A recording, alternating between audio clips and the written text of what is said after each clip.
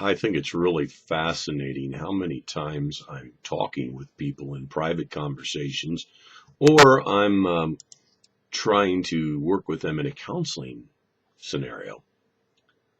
And I hear them say sentences like, I think I would be happy if, I know what would work for me, I really need to, dot, dot, dot, dot. And all I hear is the I, me, myself, and I, and all of those personal pronouns coming out of their mouth. And it's a little scary because it reminds me of the verse in Isaiah 53:6. The prophet says, all of us, like sheep, have gone astray. Each of us have turned to our own way.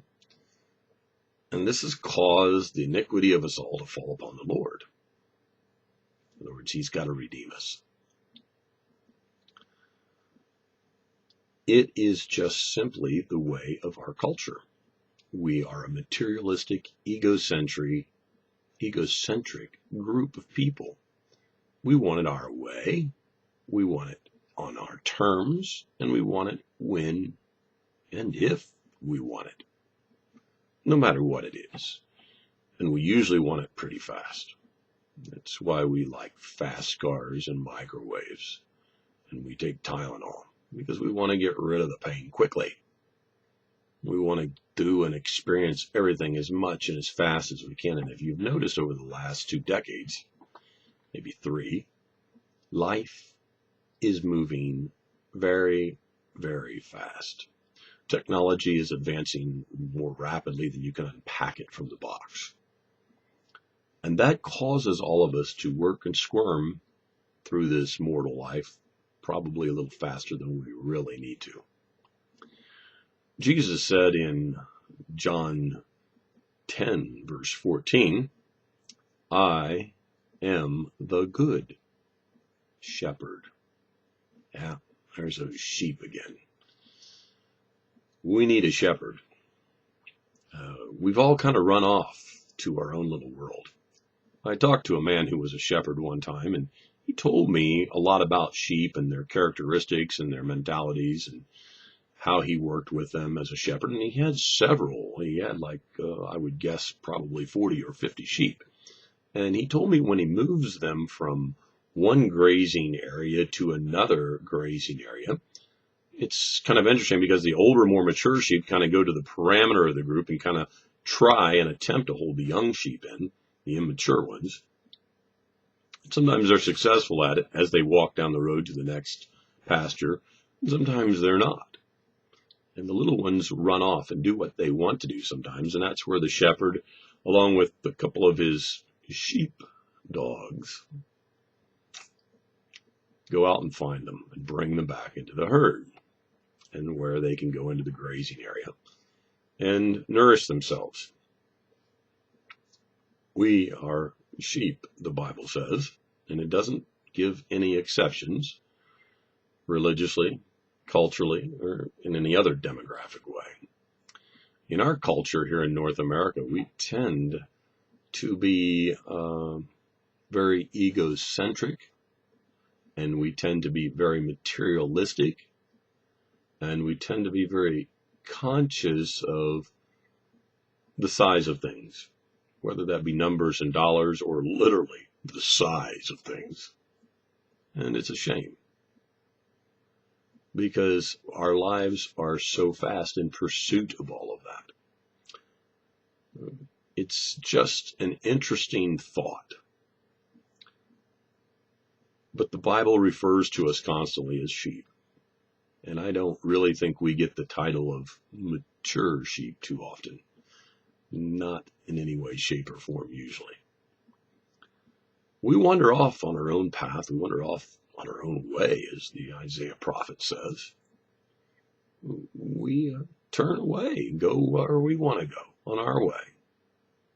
And yet Jesus says something very direct, and something we read over pretty quick, or we try to make it say something it's not.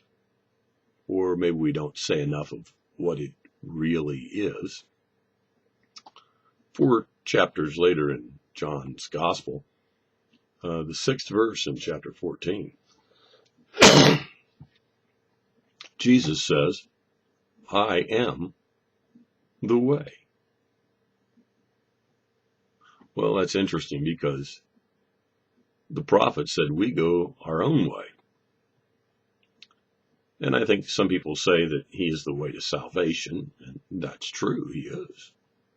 But he is the way we should live too, and he is the way we should follow. We talk about being disciples, and a disciple is one who wants to be like the master, unlike a student who just wants the knowledge of the master or the teacher. A disciple is one who wants to be like the one who is teaching or mentoring or mastering over them. That's his way. That's the master's way. And the disciple wants to be that.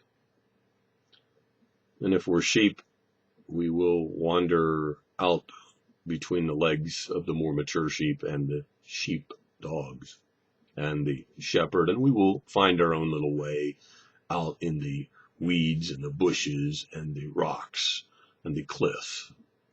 And sometimes we find our own way to our own spiritual death. And other times we are spared by the shepherd's crook, thankfully. We are sheep. And we need to know the shepherd because he knows us. Jesus said, I am the good shepherd, and I know my own, and my own know me. You'd think after he has put us in so many grazing pastures to be nourished and to be safe that we would stick with him. But we have a tendency to go our own way, and so he has to redeem us and bring us back to the sheep that have remained faithful, along with himself, because he is the way we should journey through this life. He is the ultimate example of absolute truth, because he is the way, and he is the life that we should live. So when Jesus says, I am the way, the truth, and the life, we should really just sit down and say, I'm going to follow this guy. I'm going to become like him. The goal of every Christian is not to get to heaven, even though I know we've kind of had that pumped in our little feel-good brains since we probably had our first day in Sunday school. The goal of the Christian is truly to become more like Christ. I'm really not worried about going to heaven. If I'm like Christ, and I'm trying to be more like Christ as I journey this life of mortality, I'm going to be going to heaven because I will believe in what Jesus is, the way, how Jesus portrays the way we should live, the truth, and I will have the life of the Spirit within me. All we, like sheep, have indeed gone astray, and we have this tendency to turn and do what we want, when we want, if we want, and how we want. Let us be redeemed by the Good Shepherd, who is the way, the truth, and the life.